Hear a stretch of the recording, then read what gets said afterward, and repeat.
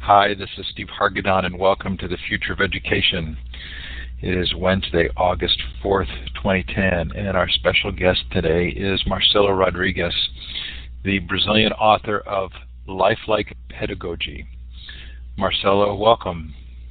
Thank you, Steve. Really great to have you here. So excited about tonight. The Future of Education is sponsored by Illuminate, my employer, and the project I work on called Learn Central. LearnCentral.org, a social network for educators that is free and that has Illuminate baked in. We hope you'll come and join us there. Please do take note of our Global Education Conference in November. It's globaleducationconference.com. Multiple time zones, multiple languages, multiple tracks, and all for free. Hopefully, Marcelo will have some students who will decide to participate. Coming up on the Future of Education tomorrow night, Milton Chen on his new book, Education Nation, from the George Lucas Education Foundation. Then Charles Fidel next week on the neuroscience of learning. David Wood on getting paid for who you are. And that actually is going to tie well with tonight and the idea of student entrepreneurism. On the 19th, Carol Dweck from Stanford on her seminal book, Mindset.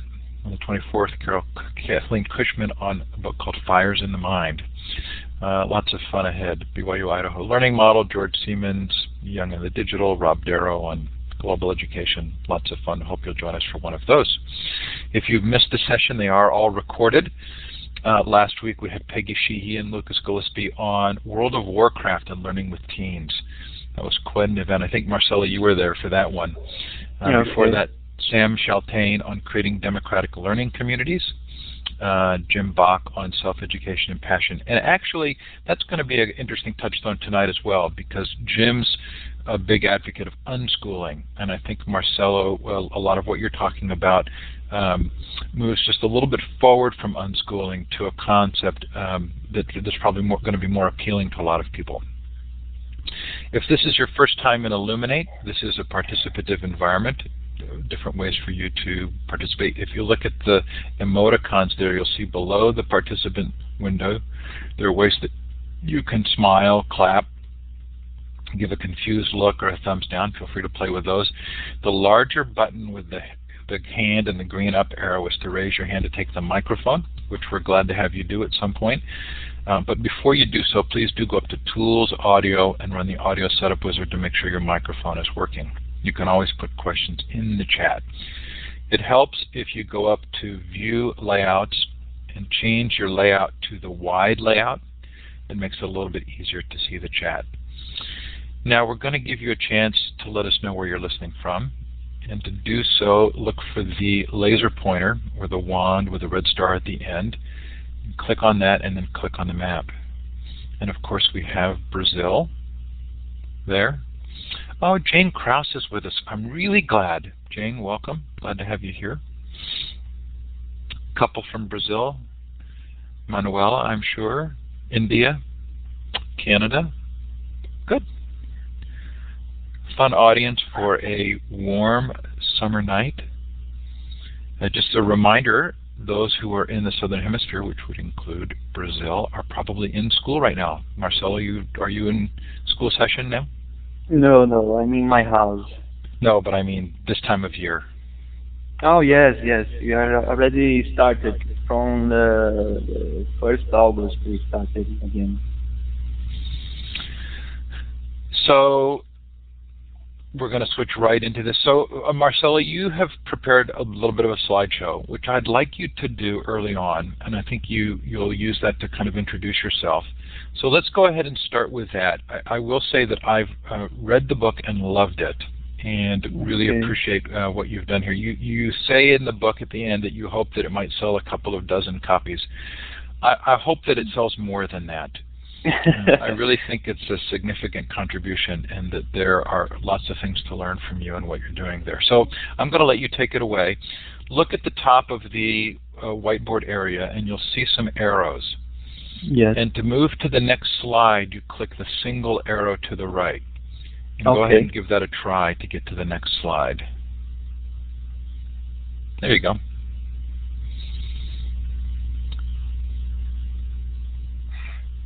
Perfect. So let's let you start. Okay, then let's start. Uh, this is me. This is my book, and this book is based on my ideas on the education. Let's go forward, and I will explain everything to you. If you hear some fireworks here, it's because we have a soccer playing, and maybe you can hear some noise. But let's go ahead. About the author.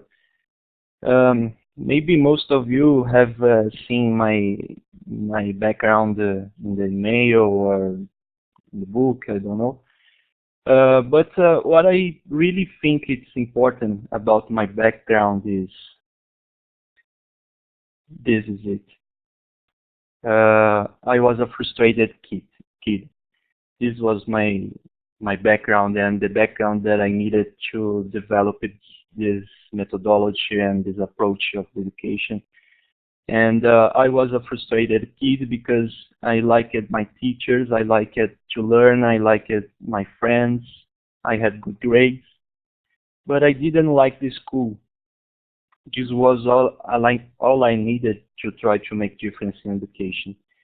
Um, I was a kid that liked to learn, liked to research and discover the world, and I was close to my friends, but the school was not enough for me.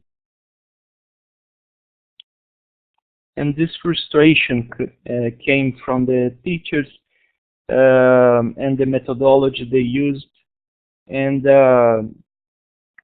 this question came to my mind all the time during the school. And probably you have heard from your students the same question. Teacher, why do I have to learn this? So I would like to ask you guys that write on the chat board, how do you answer this question? Teacher, why do I have to learn this? What do you say to your students when they ask you like something like that? Grades. Ok. What else, guys? Luiz from Chapecó. Brasileiro, bem-vindo.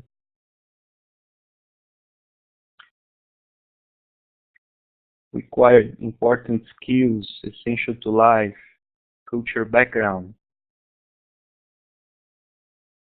Let's discover together. Okay, let's go ahead then. Lifelike pedagogy is a new way to answer that question. I tried in this work to offer a new way to answer that question to my students. And through this reflection, through these thoughts, I found a new way to think and feel education, a new way to teach.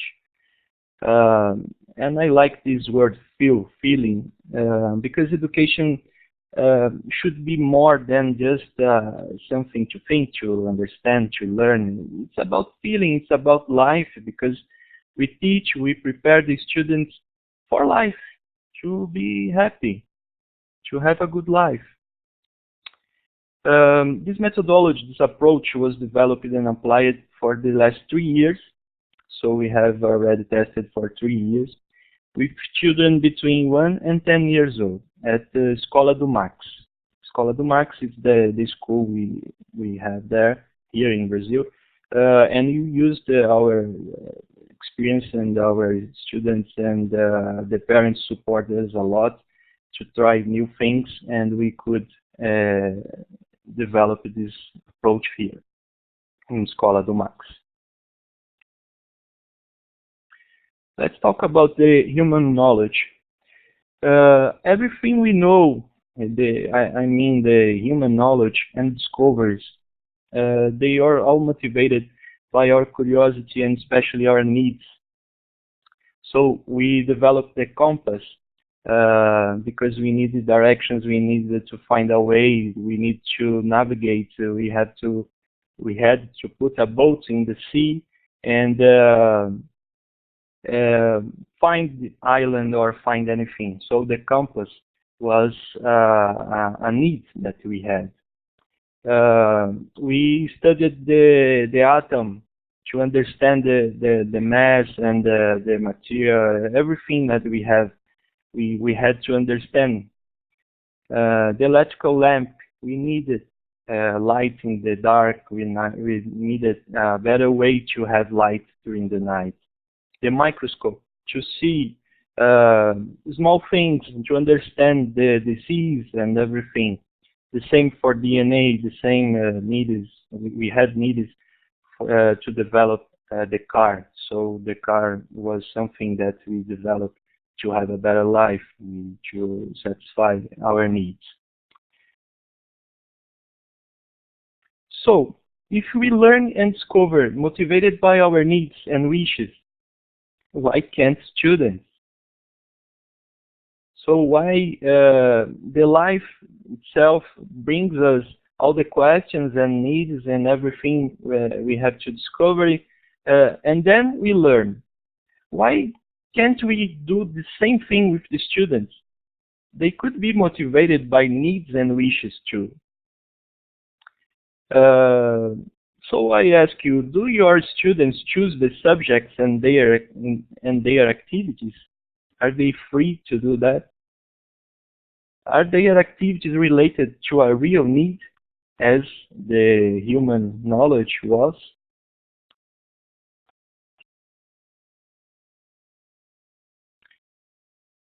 So guys, let's see how the education is made today in a most common teaching approach. Most schools that I know, maybe your school work in a different way, but basically most of the schools has these steps during the education process. We have the first, that is the curriculum. So in this phase, in this step, the teacher studies what has to be taught. In most cases, these subjects, the curriculum itself, is developed by the government. The government says to the schools and to the teachers and to everybody what has to be taught. Here in Brazil, it's the same, so we have to respect this because it's the law.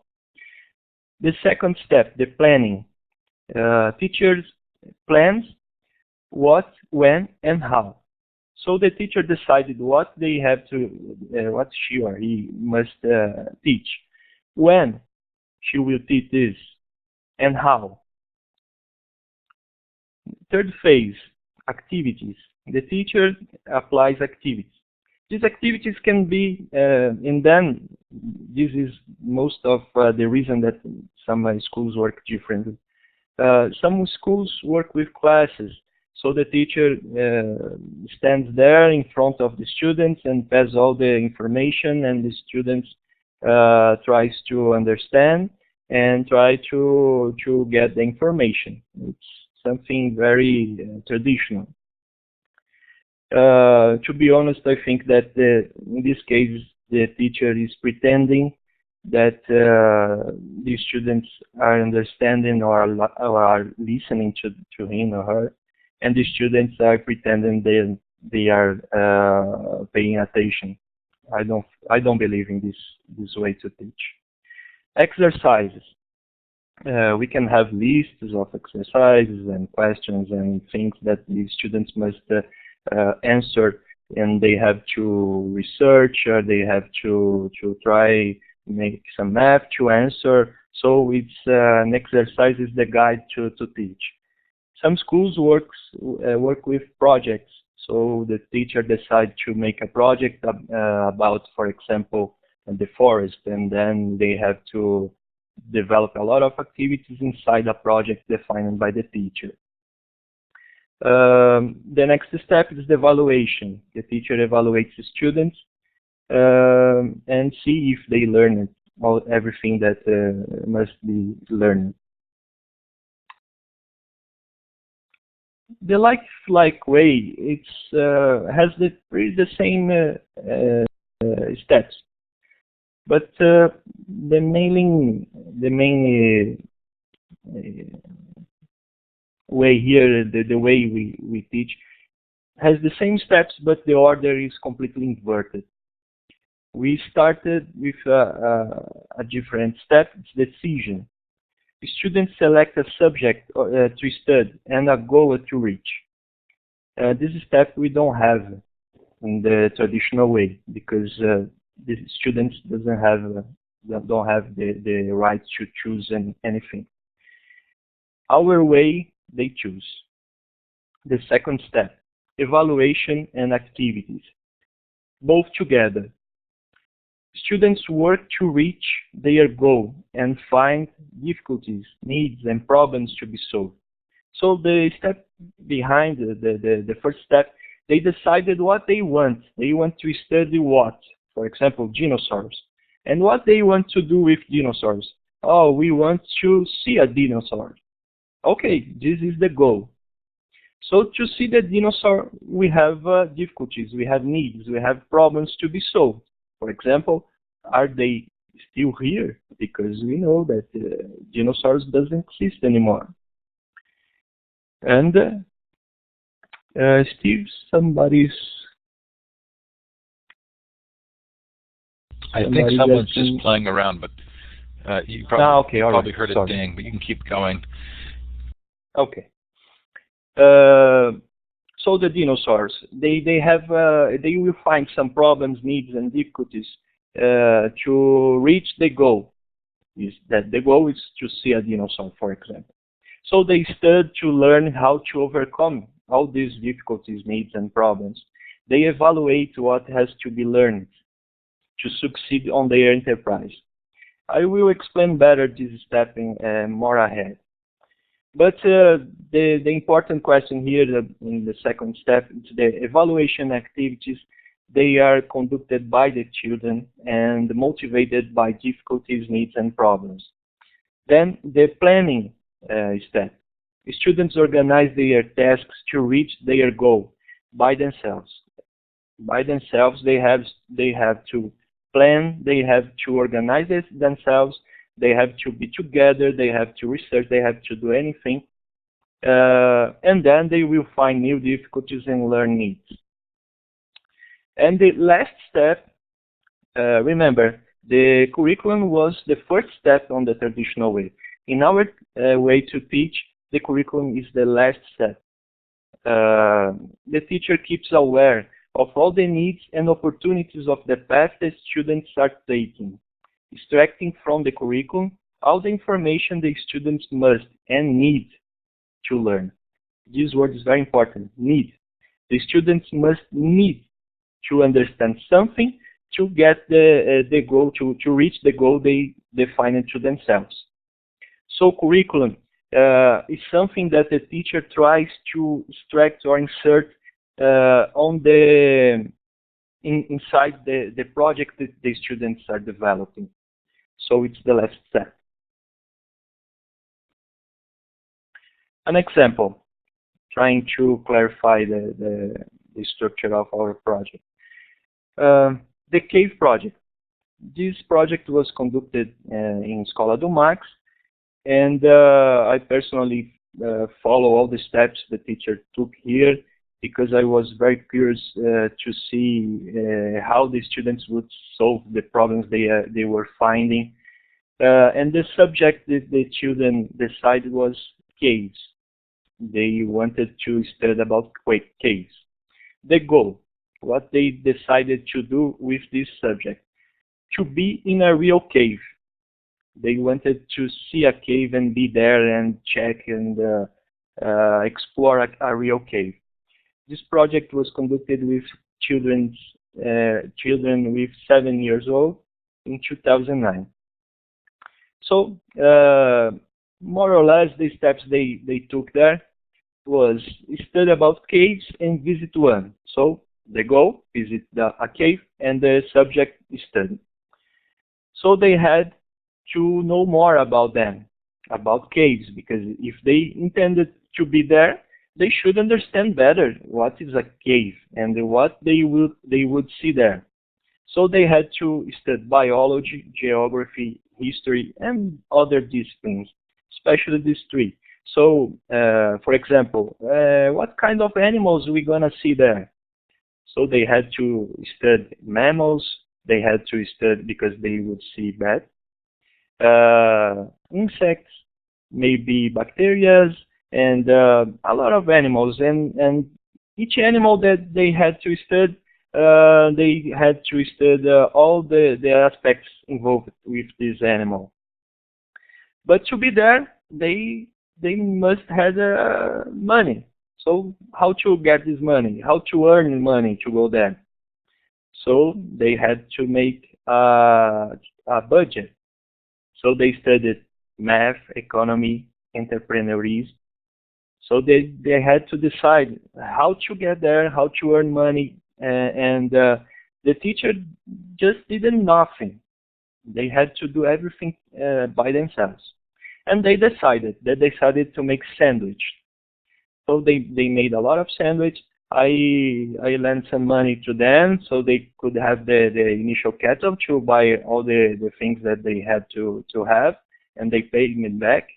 And with the selling this selling process, they didn't get enough money to go there. So they understand another thing about life, that life is not easy. So they had to use more entrepreneurism, more math, and more communication because maybe the advertisement was the secret. And they had to find another way to earn money. And they decided to make a play. So with this play, the teacher could teach more about Portuguese, read and write. They had to act.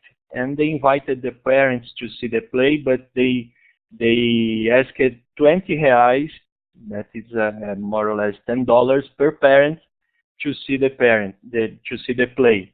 It was very fun, and they got all the money they needed to go to the cave. And then they continued. They had to make a letter to the parents to ask permissions and to clarify to the parents what they would do there and where is it and how far away and who would be responsible for them. Everything they did by themselves and used Portuguese a lot and reading and writing to send these letters to the parents and get the answers. So they planned the trip. So they had to make lists. They had to negotiate the transportation with the guy who owns the car, and they had to pack things. So they had to be responsible for their own things, and they had to arrange all the aspects of the trip. And then they went there. I was there too, and it was amazing. They were very happy and very satisfied, very proud because they could get money. Even with all the difficulties, they could get all the money they needed to go there and enjoy the trip and life and their success. This is just an example. We have a lot of these examples in our blog about the methodology, and these examples are something that we are very proud about. So teaching like this, we are offering to our students freedom to choose the subject to study, more freedom to choose what to do, the goal. So they are free to choose what to study, the subject, and the goal, where they want to get, what they want to get from their study and everything they are studying, what they want to do with all the information. If we offer this to the students, we can get from them, first, motivation. They want to participate. They have chosen everything. If they decide they want to study about caves, they will be motivated to study about caves. This is very, very nice. And second, meaning. They understand why the curriculum subjects are so important and must be learned. This is another very, very, very important aspect. If we have students motivated and understanding why the subjects inside the curriculum are so important, what we can get from that? We can get this easier learning, faster learning, better learning, most important, happier learning. They want to do it and they know why they are doing that. they know that they must calculate in a right way the division from the, I don't know, the amount of money they need divided by the number of students. Is this value enough to go there for to pay for the trip, for example? If they don't make the letters in the right way, maybe they don't get any answer. So they understand why it's necessary to understand math, why it's so necessary to understand science and write and read, and everything that the curriculum shows and expect from the teachers. Working this way, the student will extract the curriculum by itself, by himself or herself. Plus, they learn a lot of things about life and about themselves. Their self-esteem rise very much, very, very much. They trust on themselves. Also, the responsibility and surprisingly, the discipline. This is very interesting because if they decide the subject, if they decide the goal, why they wouldn't want to make noise during the class? They don't want noise. They want to understand everything they need to get the goal. So the discipline is something that we don't have to worry too much about. We don't have to press our students. We don't have to shout on them or something like that, because they are there because they want to be there. This is very interesting. But these aspects need an extra hour to be presented. I have a lot of things to say about how our students see life and see themselves and things like that. But this would take so much time. So I will focus my presentation just on the methodology today. Okay, but exactly how do we teach in practice? Probably you guys are asking, okay, but this is difficulty or that is difficulty. How can you deal with this or that? So I will explain to you now how do we work. We develop projects following specific steps. These steps I will show to you right now. The first phase is choosing the theme. And this step is the exposure. What do we do in this step? We put a lot of magazines, books, maps, pictures, everything we had on the table, as the picture is showing. And then they explore this material and they check what they would like to study, and they see what are their interests, and trying to find something interesting to study.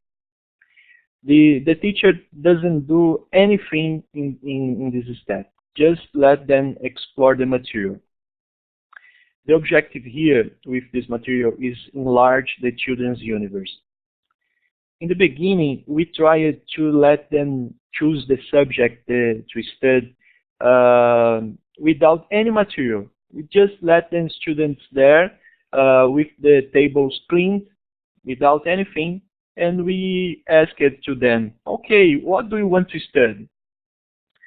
But this way was not enough for us, because we usually got from them, oh, I would like to study Mickey Mouse or Pokemon or anything that was the fashion in the TV. Or they started to say something just like a door or window, something that they would see in the class. Why this was happening? We studied a lot to understand this and I personally asked a lot, wow, the children are so imaginative. They can imagine so many things, and they can create so beautiful designs, drawings, and why don't they give us good subjects to study, something different, something more than just the character they see on TV or the toys they see on the stores? Why? And then I conclude, the children's universe is so limited. The media is not giving to our children what they could give. They are not giving better aspects about life. They are just showing the same things all the time. And then we started to put this material on their hands, and we started to get a lot of good subjects from them. Um, you can say from a farm, from a corn plantation to the spacecraft, or it's very surprising that the kind of subject that came from this, they come from this kind of way to explore, and then the children open their minds. It's very interesting. So this step takes about 20 minutes. In the next 20 minutes, we have the step called Brainstorm. In this step, students suggest themes from the project to their colleagues. So using the material, they will find the subjects, and then they started to list these subjects and suggesting things to study. It's very important that the teacher don't give any opinion. The teacher cannot give any opinion. These opinions must come only from the children. This is very, very important, because some children tries to follow the teacher, and we have to break this. I don't want followers. I want students that can decide, can choose, can feel what's better from them. So the teacher is prohibited to give any opinion. We have to avoid too the family's influence. Why I'm saying this? For example, I had a class, a group that went to the airport to see planes and airplanes. And then the next week, some parents complained to me, "Oh, why that group went to the airport and my son doesn't? Why are you selecting this? Why are they going and my boy not?" And then these parents started to influence their children. They started to say things like, "Oh, my boy, when you are going to school to select a new project, please select something or anything, so you can go to the airport, or you can go to the zoo, or you can go to any place." These parents understand that was good for their children. And we have to avoid this at all costs. Because if we start with opinion that is not from the children, they will not be motivated, as I said before in our past slides. So we have to avoid families' influence in this case. The brainstorm takes another 20 minutes. The next step is voting. So they already explored the material, they already make a list of all the subjects they could study, and then they have to choose one. How can they choose, and how can they select one subject inside the list? They vote. They use the democracy. So each student defends his ideas. We ask each student to, in front of their colleagues, explain why that idea is good and why they should study that subject. And then they debate each idea, and they democratically vote. In the beginning, I was suspicious that we could have some situations like that. Each student voting for his own project, for his own subject. But children are better than us. They are pure, and they know that if they select their subject, his subject, her subject, and his friend has a better subject, this boy is wasting the vote, because the other subject would be better to study. And the children doesn't have this kind of of a behavior we have as adults. As adults, we try at all costs to defend our opinion. Children are not like that. They are better. So we don't have any problems with this kind of votation. They vote, they select the better for them, not for each one, for itself, for himself. It's not individuals, they are a group. This is very nice.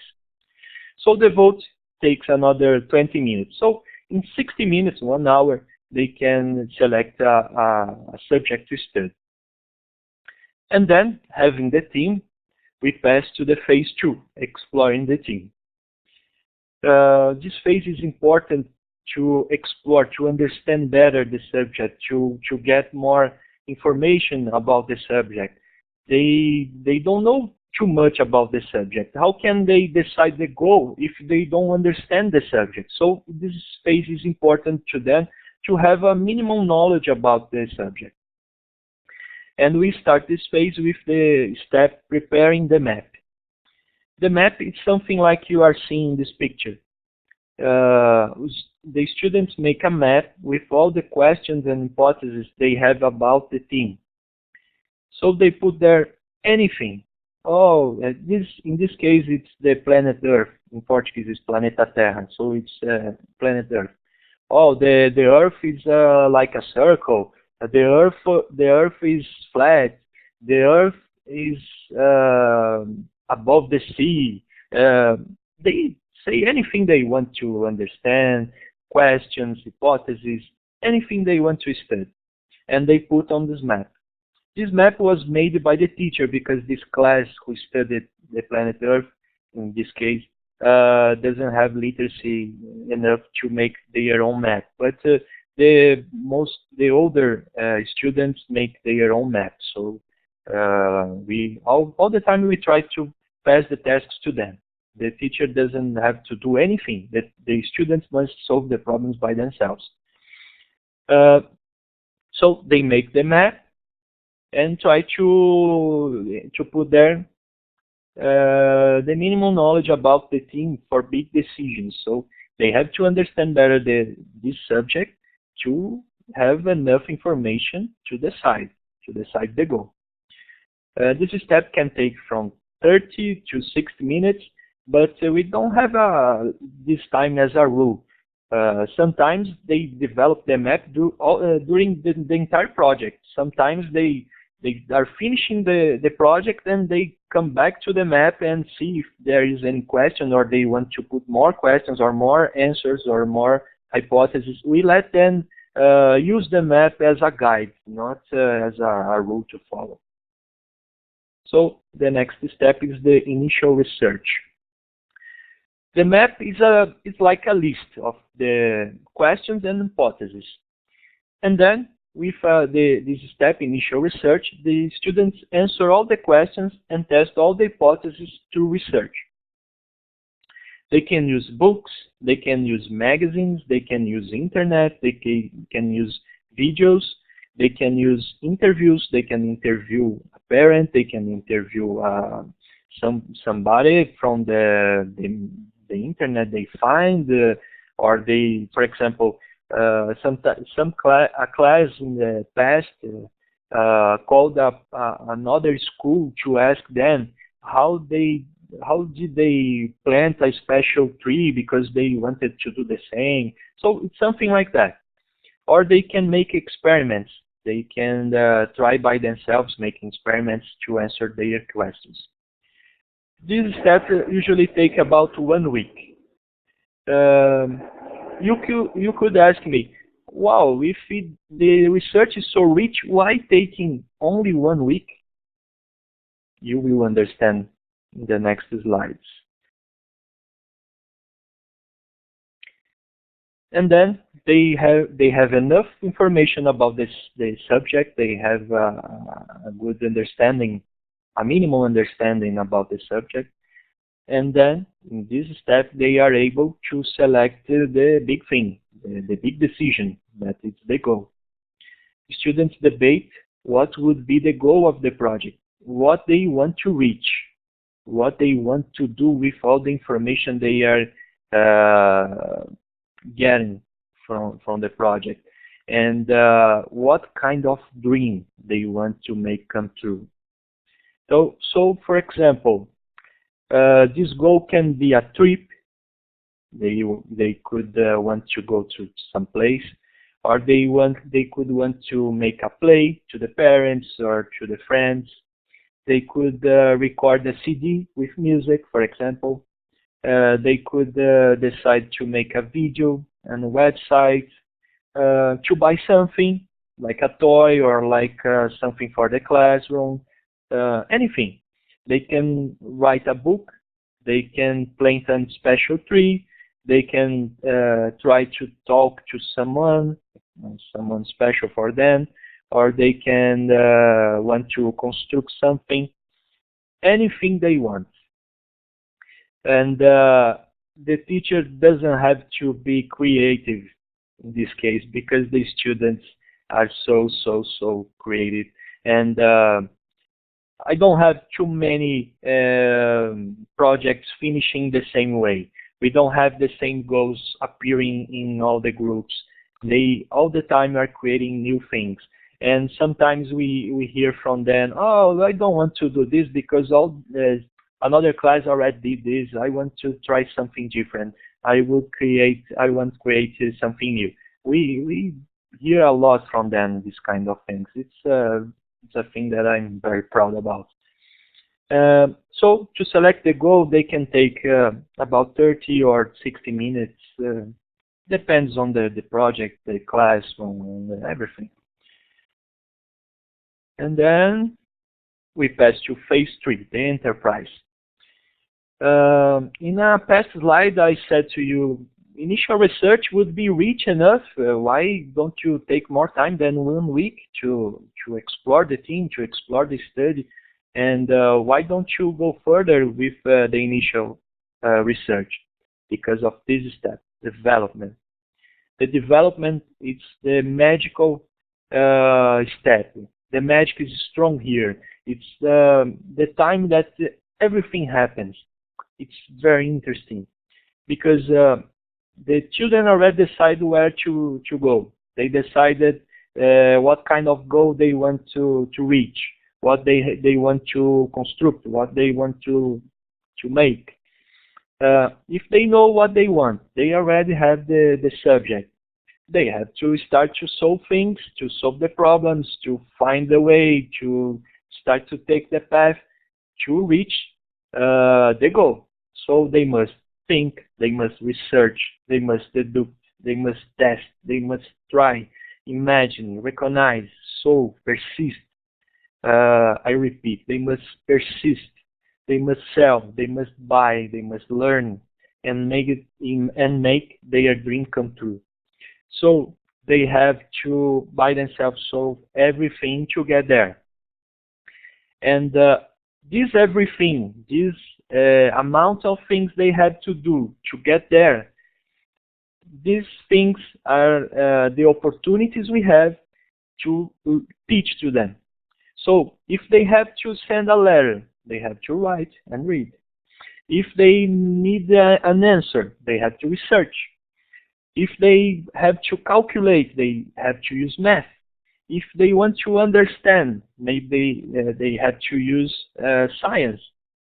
So the project, the goal, and the needs they really have will determine what they have to learn, and especially how and when. So the development step will take from 1 to 60 days. We really don't know how much time they will take to solve the problem. And we don't care. If they solve the problem in 1 day, okay, we're going to start a new project in 1 day. If they take 60 days, they will learn for 60 days. Every day they will be learning. So I don't care if the project will finish in 1 day or 60 days. Let them live, let them enjoy life, let them explore the world, let them solve the problems by themselves to reach the goal, to make their dream come true. And then, after solve all the problems and learn a lot with everything, and I mean the curriculum subjects, because we have to teach them everything they need to get the reach to reach the goal. What they have to learn? Everything. They have to learn everything we use in a day-by-day basis. If we have math in our job, probably our students will need math to solve the same kind of problems, because we don't solve the problems for them. If they have to take a van to go to the cave, for example, they have to talk to the guy who owns the van, and they have to negotiate, and they have to understand what is to pay in one installment or paying in 3 installments. How many sandwiches we have to sell to go to the trip, and can we sell a lot of sandwich just one time? Maybe we have to make installments with this guy, because we can sell 10 sandwiches today and more 10 sandwich tomorrow or another month. So they have to solve their problems, and they learn like this. This is the magical thing. And then the conclusion activity is the end of the project, when they reach everything they have to get the goal. So the students reach the initial goal or an alternative one. Why I'm saying alternative one? For example, Manuela had a case like this. We had a group that decided to go to Disneyland, but we live in Brazil. It's not easy to go to Disneyland, and the parents probably would not say yes to them because of the money, because of the distance, because of their age, because of a lot of problems, because of law problems. And then we had to make them understand the impossibility to go there. But we didn't say to them, you cannot go. We just let them discover this by themselves. So they started to calculate how much money they would need to go there. It's a lot of money. And they started to study about the documentation, what kind of documents they would need to go there, and everything. So they realized that they could not go to Disneyland. And of course, they are children, they cried, and they felt bad because of this. But life is like this. We are not getting everything we want all the time. Sometimes we have to understand our lack of money or lack of anything. We cannot get everything we want. So we have to teach the children to deal with frustration. And frustration can be dealt with in 2 ways. You can persist and solve everything you have to solve to reach your goal, or you can understand that it's impossible. So we try to pass to the children both. If we find that it's difficult, but they can do that, we keep pushing. Come on, but don't you think you could go there? Don't you think you can find another way? Don't you think we could try in a different way? For example, the cave problem. They didn't get all the money to go to the cave, just selling sandwiches. So we keep pushing them. In this case, to go to Disneyland was impossible. So we tried to facilitate the emotional process they had to pass to understand that. But this is life.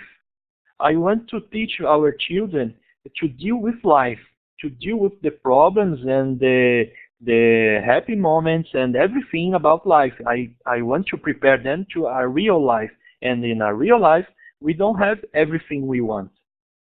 So we can have some cases, alternative ways, alternative conclusion activities. In this case of Disneyland, I don't remember Manu can confirm, but I think was a party. They decided to make a party using Disney characters or something like that. Manu can write something. Oh yes, was that. Manu is confirming. So they made a party, and they were happy in the end. Of course, they didn't do what they wanted, but they could have another good moment. They could have an alternative way, as we do in our lives. I would love to be a soccer player and earn millions, but I'm not. So I'm very happy with my work, it's education, and that's it. So by themselves, they got what they wanted. In this picture, they are going. They went to a stadium. It's a famous stadium here in São Paulo, it's Pacaembu, I think, and they went there. So was a magical moment too. Usually, the conclusion activity takes one day. So it's the day, the big day, the day when they solve, when they get what they want. It's very nice. So I would like to leave a message to you. And a good life is being happy. It is being honest to yourself. What do your students want for themselves? Teach them to go after their dreams. This is the most important thing about education. We have to remember that we are here to prepare the children for their lives, for being happy, to have all the tools they need to enjoy life and to have everything they want to do. So let's teach them to go after, to believe in themselves. Okay, so and that's it. I'm clapping for you. We've got about 8 minutes for questions, which I don't think is going to be nearly enough. But if you want to ask Marcelo a question, you can either put it in the chat or you can raise your hand using the hand with the green up arrow. Marcelo, I'm curious because so much of what you've described to me, and as I read the book, I kept thinking, this is like good parenting. And I'm curious, what explanation do you give in Brazil for a school system which is so unlike what we would consider to be good parenting? Do you use the same kind of industrial model explanation for schools being like factories? You mean the explanation I give to the parents? No, I mean the societal explanation for why schools aren't more like a Escola do Max. Okay. I use the happiness. I usually say to the parents and everybody that the school can be better for the children. They can be happier inside the school. We don't have to push them all the time as the traditional way. We don't have to decide for them. They can decide and they can be happy with this. And they will learn the same things, but they will learn faster and easier. So I just show my results, and I think my students are my best argument. So when the parents come to my school and see other students just doing their projects, they understand everything, just seeing my students. Okay, so I'm going to give Vipy the mic. So to turn your microphone on, you click on the larger microphone button at the lower left. And VIPYE, there you go. All right, my name, can you hear me? We can hear you. Yes. All right, my name is Muhammad. I'm from Somalia. I'm an English teacher. I'd like to ask, how long have you been doing this? As I said in the beginning, I'm offering this methodologies approach to our students for 3 years, and we worked with students between 1 and 10 years old. Mohammed, I turned your mic off because it was hard to hear, but if you'd like to ask a follow-up question, please feel free to do so by turning your mic back on. Okay, let's see. I would like to, I teach students, and I would like them to connect to the virtual world, like using, let's say, conversation classes and connecting with Americans and other students around the world. And I think your way is good to let the students decide what they want. But don't you think that you face a problem with your government or something? Yes, it's a completely new way to teach, and it's something that is very hard for some bureaucrats to understand. And here we try to respect the law the most we can, but I will not sacrifice my students. So I offer everything the law said, but I try to increase and offer more than just what they are asking. And by the law, I'm respecting, because if you enter in any classroom, they will be there having a math class or a science class, a regular, for anybody. It's a regular school. But the students know they are studying math, they are studying reading, writing for a purpose, for a goal. So I don't have to change everything or disrespect the law to offer this kind of project. Lily, I've given you the mic. Again, to turn your mic on, it's the larger button in the lower left. So Lily, go ahead and put your question in the chat if you'd like. Marcelo, while we're waiting for that question, are there students for whom this doesn't work? Sorry, Steve, I didn't understand. Are there students for whom this system just doesn't work, who are so who so need a traditional structure that they don't end up staying in the school? I don't think there is students that cannot be taught by this methodology or by this approach. We usually receive a lot of students with problems, that students that was be taught to them that they were not good enough for other schools, or they had bad behavior, and we had some cases like this. But when they started to decide what to study, they decided what goal they want to reach, and they started to be heard in our school. The discipline, it comes automatically. So I have no restrictions for any student. Any student can be taught like that. You know, that makes a lot of sense to me, and it seems like you're probably likely to have success with a broader range of students. One of the things that occurred to me as I read the book was the degree to which you're actually teaching students how to respond to life, meaning, as you've described the difficulties that can come, the way in which the teacher helps define the response is in fact a really valuable learning experience. Oh yes, for the teacher is amazing. They learn a lot about life and about the subject itself and about the children. I think the person who is more motivated is the teacher inside the classroom, because they studied pedagogy to be there, to be with the students, not to follow a book or to follow any schedule or any. They are there because they want to be with the children and enjoy life with them. So this way to work is amazing for teachers, and they learn a lot. So Kevin asked a question, and I'm going to answer in more general terms.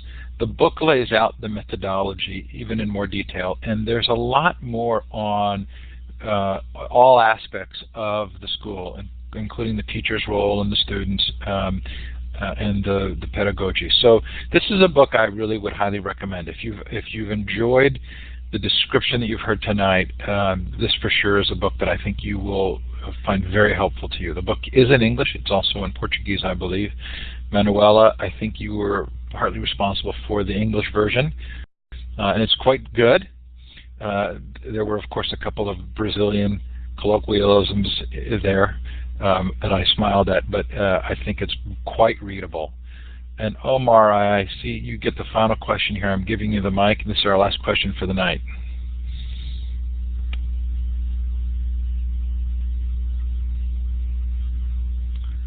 So it doesn't look like Omar's taking the mic. Okay, I'm going to clap one more time again for you, Marcelo. Thank you, Steve. Thank you very much. That was terrific. Really appreciated. Thanks to those who've attended tonight. Thank you. Thank you. Oh, Lily, you had a question there. We'll go ahead and let Marcelo answer if we can find it there. But thanks to Learn Central and Illuminate. Thanks to Marcelo and Manuela for coming tonight. And what a terrific thing I think you're doing. And yes, if I get back to Brazil, I would love to come visit. Yes, please come to our school, Steve. It would be a pleasure to have you here. I would enjoy it quite a bit. Okay, so I'm looking for that question from Lily. I'm not sure I'm seeing it here. Oh, were you influenced by a Escola da Ponte in Portugal? Yeah, some people asking me like that, but no. Escola da Ponte is very interesting. I like very much the way they teach. José Pacheco made a very good job there. But we teach in a very different way from them. It's not like the same. It's not the same. Okay. Thanks, Marcelo. Thanks, Manuela. Thanks, Lily, for that last question. We're going to go ahead and wrap it up. It's what time is it there, Marcelo? It is 10. 10 o'clock. Okay. So you've been thoughtful to be here for the full hour, and we appreciate it. Okay, thanks, everybody, thank you. and have a great night. Thank you, guys.